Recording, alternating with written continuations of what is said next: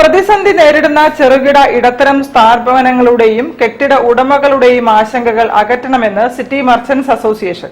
കേന്ദ്ര സംസ്ഥാന GST നിയമങ്ങൾ ലളിതവൽക്കരിക്കണമെന്നും കോഴിക്കോട് ചേർന്ന യോഗം ആവശ്യപ്പെട്ടു. മാളുകൾ, ഓൺലൈൻ വ്യാപാരം, GST സങ്കീർണത, വാണിജ്യ നികുതി കെട്ടിടങ്ങൾക്ക് അശാസ്ത്രീയ GST എന്നിവ വന്നതോടെ ഇടത്തര സ്ഥാപനങ്ങളും കെട്ടിട ഉടമകളും പ്രതിസന്ധിയിലായിരിക്കുകയാണെന്ന് സിറ്റി മർച്ചന്റ്സ് അസോസിയേഷൻ യോഗം വിലയിരുത്തി.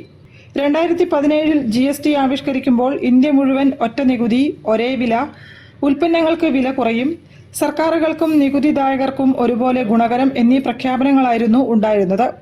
എന്നാൽ വേണ്ടത്ര പഠനം നടത്താൻ അവസരം നൽകാതെ ധൃതി പിടിച്ച് GST നടപ്പാക്കിയതാണ് ഇപ്പോഴത്തെ പ്രതിസന്ധിക്ക് കാരണമെന്നും യോഗം അഭിപ്രായപ്പെട്ടു.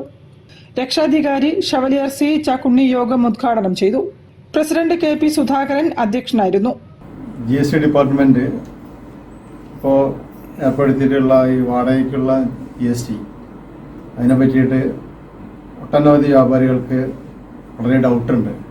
ആ ഭാഗം ഒന്ന് ക്ലാരിഫൈ ചെയ്ത് തരണം തന്നെയാണ് ഞങ്ങളുടെ കമ്മിറ്റിയിൽ എല്ലാവരും ഐക്യകണ്ഠേന പറഞ്ഞിട്ടുള്ളത്. മുൻ പ്രസിഡന്റ് MI അഷറഫ് മുഖ്യപ്രഭാഷണം നടത്തി. വാടകയുടെ മുകളിൽ GST കൂടെ വന്നിരിക്കുന്നത് അധിക ഭാരം തന്നെയാണ് വന്നിരിക്കുന്നത്.